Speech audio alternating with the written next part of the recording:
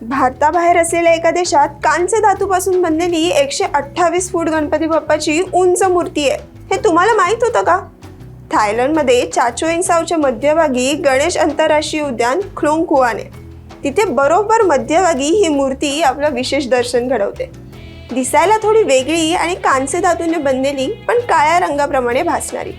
या उंच उभ्या स्थितीत असलेल्या गणपतीच्या मूर्तीचे 4 हात आहेत आणि प्रत्येक हातात एक एक फळ आहे. मागच्या एका हातात फणस, दुसऱ्या हातात ऊस, तर समोरील हातात आंबा आणि दुसऱ्या हातात केळं आहे. या मूर्तीचं वैशिष्ट्य म्हणजे ही 40,000 चौरस मीटर अशा विस्तीर्ण जागेवर आहे. इथल्या स्थानिकांचं असं म्हणणं आहे की ही विशाल गणेश मूर्ती त्या भूमीचे आणि स्थानिकांचे संरक्षक म्हणून काम करते. दुसरं वैशिष्ट्य म्हणजे मूर्तीच्या मुकुटावर अगदी मधोमध ओम दिसून येतो. या मूर्तीचं बांधकाम 2008 मध्ये सुरू झालं आणि 2012 मध्ये पूर्ण झालं. विशेष म्हणजे या मूर्तीमध्ये 854 कांस्य धातूचे भाग वापरले गेलेत. थायलंडमध्ये गणपतीला फ्रा फिकानेत किंवा फ्रा फिकानेसुआन या नावाने ओळखलं जातं.